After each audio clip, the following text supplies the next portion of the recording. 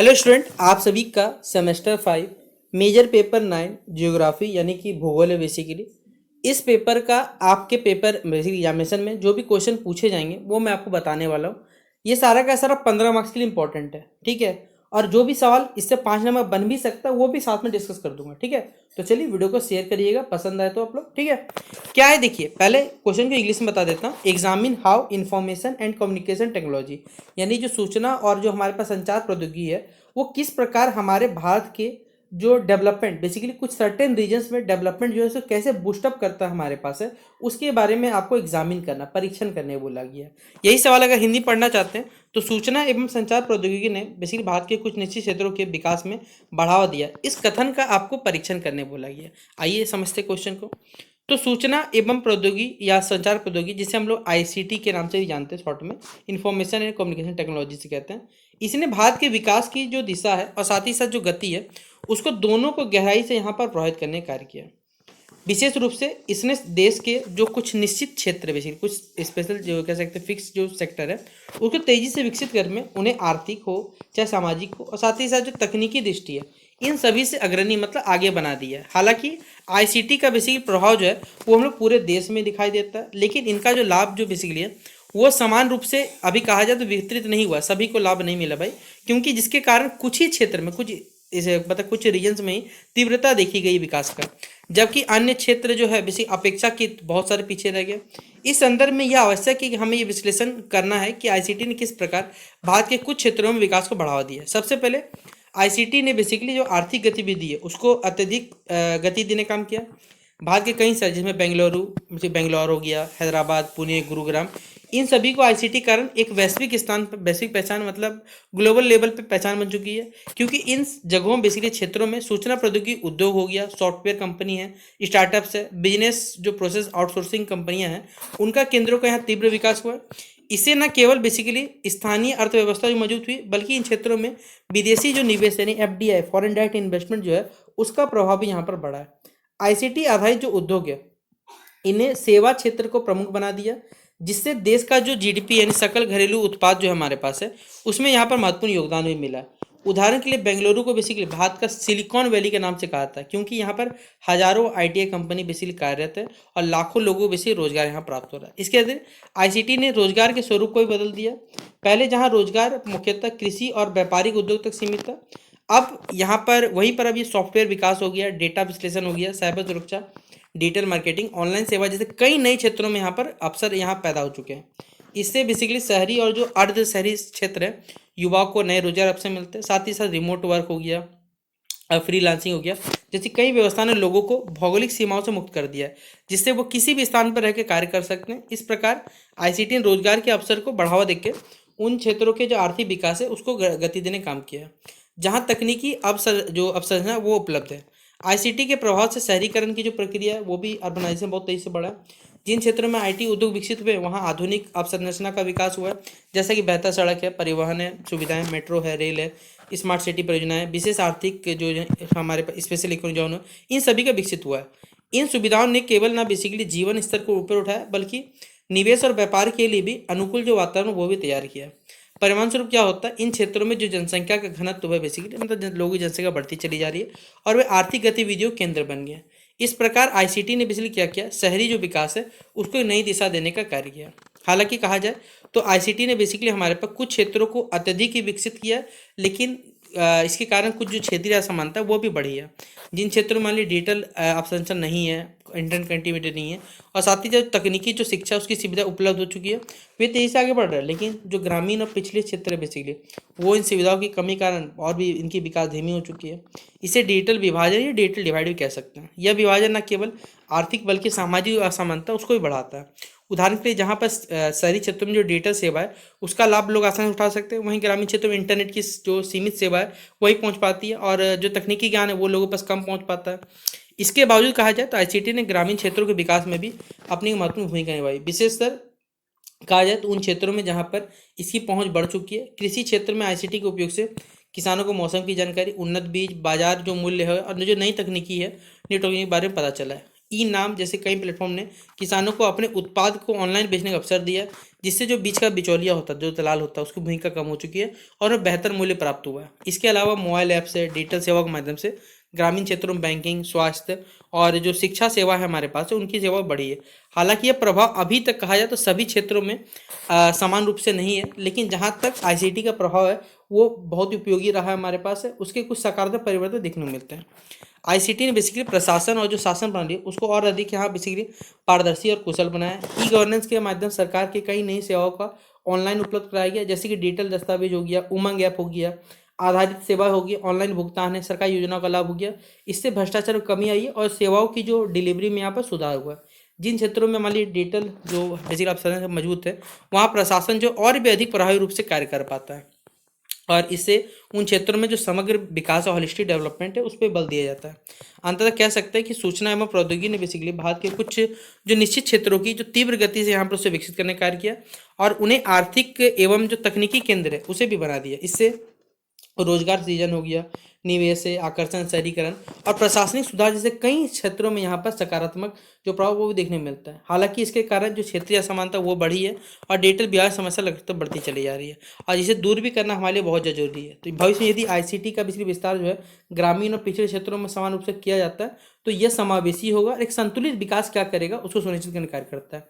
इस प्रकार आईसीटी न केवल बेसिकली विकास का साधन है बल्कि यह बेसिकली भारत के हमारे पास जो समग्र प्रगति है उसका भी एक महत्वपूर्ण स्थान है हमारे पास, याद रखिएगा, यह आधार है हमारे पास है। तो ये पहला क्वेश्चन था जो आपसे बच्चों पूछा जाएगा पेपर में, इसे पढ़ लीजिएगा। अगला अभी हमने आपको बताया स्पेशल इकोनॉमिक जोन हमारे पास है, SEZ के नाम से लिखा था और क्या रेशनल होता है बेसिकली इन सब जोन को क्रिएट करने में ये बताना है। आइए चलिए इसको डिस्कस करते हैं। स्पेशल इकोनॉमिक विशेष आर्थिक क्षेत्र क्या है और इस प्रकार के आर्थिक क्षेत्र निर्माण के कारण की जो व्याख्या उसको बारे में हमको बताना है। तो विशेष आर्थिक क्षेत्र जिसे स्पेशल इकोनॉमिक जोन भी कहते हैं, ऐसे भौगोलिक क्षेत्र होते हैं जिन्हें सरकार द्वारा बेसिकली कुछ स्पेशल या विशेष आर्थिक नीति और सुविधाओं के साथ विकसित किया जाता है, जहां ताकि वहां उद्योग, व्यापार और जो निवेश है इन सभी चीज़ों को प्रोत्साहन मिले और इन क्षेत्रों में सामान्यतः बेसिकली जो टैक्स में छूट मिले, सरल नियम कानून हो, बेहतर बुनियादी ढांचा हो और आयात निर्यात जो इनका इम्पोर्ट आउटपुट इम्पोर्ट और जो हमारे पास होता है एक्सपोर्ट होता है, इससे संबंधित जो सुविधा है वो प्रदान की जाती है। SEZ का मुख्य उद्देश्य ये है कि देश में जो औद्योगिक विकास है उसको बढ़ावा दिया सके, निर्यात को प्रोत्साहन मिले और विदेशी जो निवेश है बेसिकली उसका आकर्षित करना यहाँ कार्य होता है। भारत में जो विशेष आर्थिक क्षेत्र की अवधारणा को व्यवस्थित रूप से लागू करने के लिए स्पेशल इकोनॉमिक जोन एक्ट 2005 जो बनाया गया था, जिसने SEZ की स्थापना की और उसके संचालन के लिए बेसिकली कुछ स्पष्ट जो नियम है वो भी यहाँ निर्धारित किए गए थे। विशेष आर्थिक क्षेत्र के निर्माण के पीछे कई महत्वपूर्ण कारण है। जैसे सबसे प्रमुख कारण माना जाता है निर्यात को क्या करना, बढ़ावा देना है। SEZ में बेसिकली जो स्थापित उद्योग है उनको अंतर्राष्ट्रीय बाजार के लिए उत्पादन के लिए यहाँ प्रोत्साहित करना पड़ता है, जिससे देश के लिए या देश की विदेशी जो मुद्रा भंडार है उसमें वृद्धि हो सके। और इन क्षेत्रों में जो कस्टम ड्यूटी है, आयकर है और जो अन्य करों में छूट मिलने के कारण यहाँ पर क्या होता है, उत्पादन जो लागत है वो कम होती है और उत्पाद जो है वैश्विक प्रतिस्पर्धा में क्या होता है, सस्ता और प्रभावी बन पाता है हमारे पास है। दूसरा महत्वपूर्ण कारण ये कि विदेशी प्रत्यक्ष निवेश जिसे हम फॉरेन डायरेक्ट इन्वेस्टमेंट कहते हैं, ये लोगों को आकर्षित करता है हमारे पास है। SEZ में निवेशकों को सरल प्रक्रिया, कम नौकरशाही, हस्तक्षेप और जो सुरक्षित हमारे पास जो व्यावसायिक वातावरण ये भी प्रदान किया जाता है। इससे विदेशी कंपनी आसानी से निवेश करने की प्रयास होती है। इसके परिणामस्वरूप न केवल पूंजी का विशेष प्रभाव बढ़ता है बल्कि नई तकनीक, प्रबंधन कौशल हो गया और जो वैश्विक अनुभव है इसकी दिशा में भी यहाँ कार्य किया जाता है। इसके कहा जाए तो जो स्पेशल इकोनॉमिक जोन है यानी SEZ जिसे कहते हैं, रोजगार सृजन करने का क्या एक हमारे पास महत्वपूर्ण साधन है। इन क्षेत्रों में स्थापित उद्योगों के कारण जो है बड़ी संख्या में प्रत्यक्ष और अप्रत्यक्ष रोजगार के जो अवसर है वो उत्पन्न होते हैं। इससे स्थानीय लोगों की आय में वृद्धि होती है और क्षेत्रीय विकास को भी प्रगति मिलती है, विशेष रूप से उन क्षेत्रों में जहां पर पहले जो औद्योगिक विकास था वो कम था। स्पेशल इकोनॉमिक जोन एक क्या हो गया, एक आर्थिक केंद्र में यहाँ पर उभर के निकला है। एक और कारण यह है बुनियादी ढांचा जिसे हम इंफ्रास्ट्रक्चर भी कहते हैं, यहाँ पर विकास हुआ है। SEZ में बेसिकली उच्च गुणवत्ता की जो सड़कें हैं, बिजली है, पानी है, संचार है, परिवहन सुविधा, इन सभी का निर्माण किया जाता है। यह उद्योग ना कि केवल उद्योग के लिए बेसिक जरूरी है बल्कि आसपास के क्षेत्र में विकास की जरूरी होती है। इस प्रकार जो SEZ है हमारे पास वो क्षेत्रीय असंतुलन कम करने अपनी योगदान भूमिका निभाता है। हालांकि SEZ के बारे में कुछ नकारात्मक पहलू भी सामने, कई बार इन क्षेत्रों के लिए जो भूमि अधिग्रहण के लिए किसान और साथ ही साथ जो स्थानीय निवासी उनको विस्थापन करना पड़ता है। इसके अलावा कर छूट के कारण सरकार के जो राजस्व है, ठीक है, वो टैक्सेस कमी होता है। कुछ मामलों में यह भी दिखाया गया है कि स्पेशल इकोनॉमिक लाभ जो है अपेक्षा की जितना लेवल उससे ज़्यादा मतलब बेसिकली नहीं पहुंच पाता और केवल सीमित क्षेत्रों तक ही इसका जो विकास है वो केंद्रित हो पाता है। निष्कर्ष के बारे में बात करें तो विशेष आर्थिक क्षेत्र स्पेशली जो है वो औद्योगिक और जो आर्थिक विकास है उसको तेजी करने का एक प्रभावी माध्यम है। इसके माध्यम से निर्यात, निवेश और रोजगार में वृद्धि होती है तथा बुनियादी ढांचा को विकास होता है। हालांकि इसके निर्माण और संचालन में सामाजिक जो और आर्थिक जो हमारे पास संतुलन है ये बनाए रखने में हमारे पास आवश्यक है ताकि विकास जो हो सके समावेशी और जो टिकाऊ हो सके हमारे पास। देखिएगा तो यह था दूसरा क्वेश्चन जो आपसे बच्चों पेपर में पूछा जाएगा 15 मार्क्स के लिए। अगला क्वेश्चन है मानव संसाधन विकास से आप क्या समझते हैं और मानव संसाधन के उपयोग से भारत किन चुनौतियों का भी सामना कर सकता है ये भी बताना है। तो चलिए इस क्वेश्चन को डील करते हैं हम लोग। तो मानव संसाधन विकास ह्यूमन रिसोर्स डेवलपमेंट एचआरडी से आशय मनुष्य की क्षमताएं, ज्ञान, कौशल, स्वास्थ्य और कार्य कुशलता के समग्र विकास से है ताकि वो अपने व्यक्तिगत जीवन के साथ साथ जो सामाजिक जीवन है और राष्ट्र के साथ एक आर्थिक एवं जो सामाजिक के विकास में प्रभावी योगदान अपना दे सके।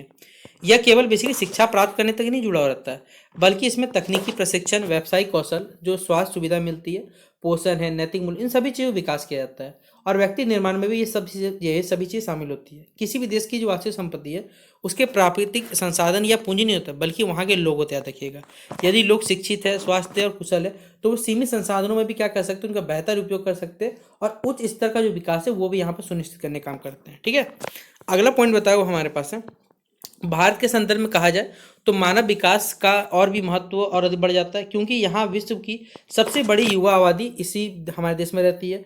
इस विशाल युवा शक्ति को सही दिशा दिखाना, दिशा हो गया, शिक्षा हो गया, कौशल प्रदान हो गया, किया जाता है और यह जनसांख्यिकी जो लाभ है हमारे पास डेमोग्राफिक डिविडेंड है के रूप में यहाँ पर देश की प्रगति को तीव्र गति देने कार्य करता है। लेकिन यदि यही संख्या जो जनसंख्या अशिक्षित रहे, अस्वस्थ रहे, बेरोजगार रहे तो ये विकास के लिए एक चुनौती भी बन सकती है। इसलिए मानव संसाधन का प्रभावी तरीके से या प्रभावी के लिए उपयोग यहाँ पर एक महत्वपूर्ण मुद्दा रहा। भारत में बेसिकली जो मानव संसाधन है यहाँ बताया हुआ है कि इसके उपयोग से सबसे बड़ी जो चुनौती है शिक्षा की गुणवत्ता से जुड़ी हुई है। हालांकि पिछले कई दशकों में शिक्षा प्रचार हुआ है और साक्षरता दर में वृद्धि भी हुई है लेकिन शिक्षा की गुणवत्ता जो है अभी भी उतने संतोषजनक स्थिति नहीं पहुंची। कई बार विद्यालय में जो आधारभूत सुख सुविधा है उनकी कमी देखी गई, जैसे पर्याप्त कक्षा, पुस्तकालय हो गया, प्रयोगशाला हो गया, किताबें हो गई, जो प्रशिक्षक हमारे पास हो गए और उद्योगों की वर्तमान जो आवश्यकता उनको अनुरूप नहीं किया जाता है। परिणामस्वरूप क्या होता है, छात्र डिग्री तो प्राप्त कर लेते हैं लेकिन रोजगार के लिए उन्हें आवश्यक जो भी व्यवहारिक और जो तकनीकी कौशल है वो विकास नहीं कर पाते। यह स्थिति जो है रोजगार योग्य कौशल की इसकी जो कमी है उसको दर्शाने का कार्य करता है। हालांकि कहा जाए इससे जुड़ी हुई एक और गंभीर समस्या है कि कौशल अंतर यानी स्किल का डिफरेंस दिखाया जाता है बेरोजगारी की है।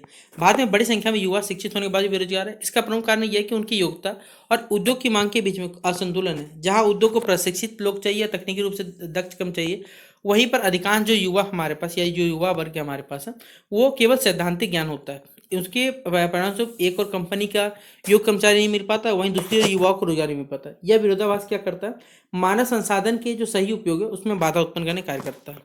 अगला पॉइंट बताया हुआ है कि स्वास्थ्य और जो पोषण उनकी समस्याएं भी मानव संसाधन के विकास में महत्वपूर्ण अवरोधक के रूप में कार्य करती है। एक स्वस्थ व्यक्ति ही अधिक उत्पादक हो सकता है लेकिन भारत में अभी कुपोषण, बाल एवं मातृ स्वास्थ्य की समस्या देखने मिलती है और स्वास्थ्य सेवाओं की असमान जो उपलब्धता है वो भी हमारे सामने आती है। ग्रामीण और दूरदराज के क्षेत्रों में जो स्वास्थ्य सुविधा उनका अभाव लोगों की कार्य क्षमता को कम करता है। इसके अलावा स्वच्छता और जो स्वास्थ्य संबंधी जागरूकता उनकी कमी में भी यहाँ पे स्थिति को दर्शाया गया है।